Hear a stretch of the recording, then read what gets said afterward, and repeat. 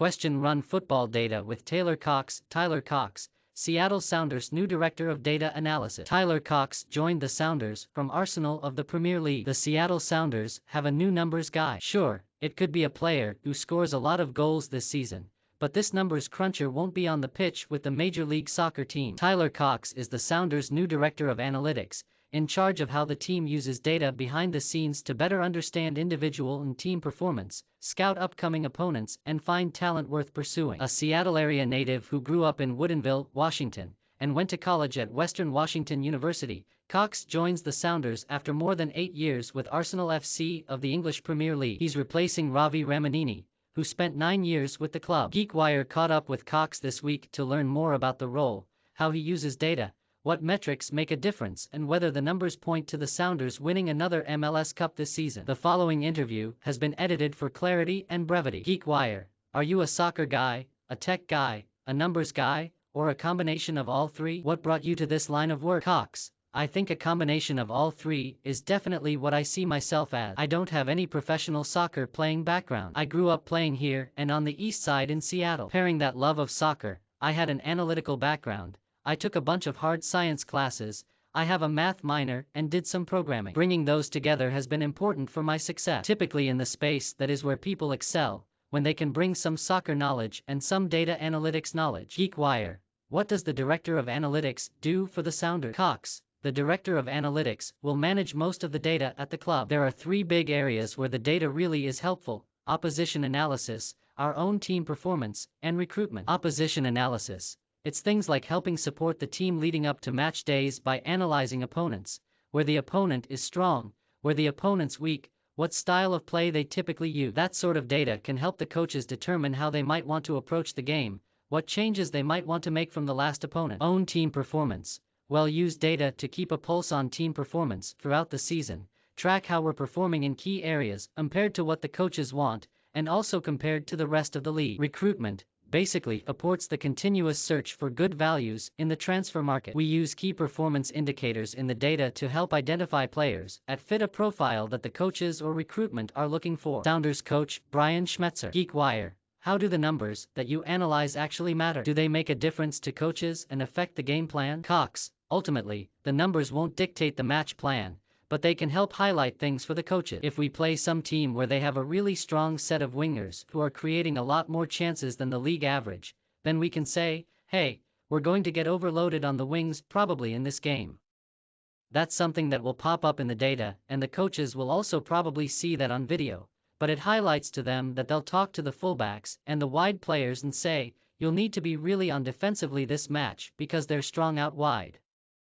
Little things like that can certainly help what the coaches are already doing, when then they can take a game plan they have and perhaps augment if a team looks particularly strong or particularly weak in some key area. GeekWire, what are the Sounders doing in this area that already impresses you or that attracted you to this job? Cox, first and foremost was the desire communicated to me by the club and the front office to keep the Sounders at the forefront of analytics. They see that as a part of the club that they want to give a lot of time to and want to expand. In soccer, that's not always the case. Also, the willingness and interest of the coaching staff to engage with the data, that's definitely not always the case in soccer either. Our partnership with Oracle is pretty exciting. It's a well-established platform that can help manage really large datasets, which again, not a whole lot of clubs have. And the Sounders have a guy named Kyle Beck who's our data engineer, and he manages some very clean data pipelines and helps keep everything running smoothly. The fact that we have all this cool data, we have somewhere to keep it, we want to use it, and we've already got it in a good format to use is all great. That means you can basically just take off. You've got a good platform to stand on. GeekWire, has this type of analytics evolved much since you got into this line of work? Cox, yeah, it's evolved quite a bit. There's more and more data in the space. It went from data that was maybe a couple thousand rows of events per game, and I started to now there's a lot of tracking data that uses millions of rows of data per game, over 1 billion rows per season. There's more money as the sport increases visibility, and that's brought a lot of cool people with unique backgrounds into the space. Soccer analytics, in general, is on a pretty cool upswing right now and is kind of blossoming. Seattle Sounders FC star Raul Ruidiaz, center. GeekWire, is there a data point that makes your eyes go wide if you see some extreme variation in that data? Is there a number you look at because it says so much about the game? Cox, I think that ultimately it will always be a combination of metrics that you'll have to look at to analyze any team, any set of players, any individual player. In a few key performance indicators,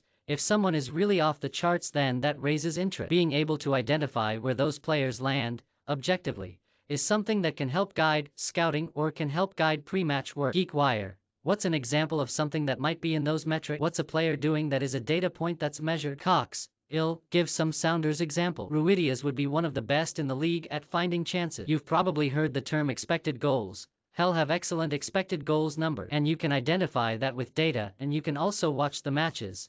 He'll score close to a goal a game. Being able to identify that with data can help flag players that we want to watch every week. Nicolas Lodero has been one of the best chance creators for the Sounders and very involved in a lot of build-up in the attacking half for the team for a long time. He would be very far to the right on that distribution, having excellent chance-creating numbers. Ultimately, the numbers won't dictate the match plan, but they can help highlight things for the coaches, Tyler Cox said. GeekWire, tech is all around the team. It's part of the fan base. Do you think being in Seattle and being in a tech hub drives the Sounders' interest in data analytics? Cox, it's a big part of the fan base, so I do think that a lot of people can connect with that. A lot of people can hear some data-specific terms and get excited about that. It's something that I feel is part of the identity of the club, acknowledging that aspect of the fan base. GeekWire, we're talking soccer, but hey, race a softball. Crunch the numbers. Give us your data-driven prediction for how the Sounders are going to do this season. Cox, it's a good question, but an easy one for me to answer. I'm coming into a team that is currently in one of its strongest iterations,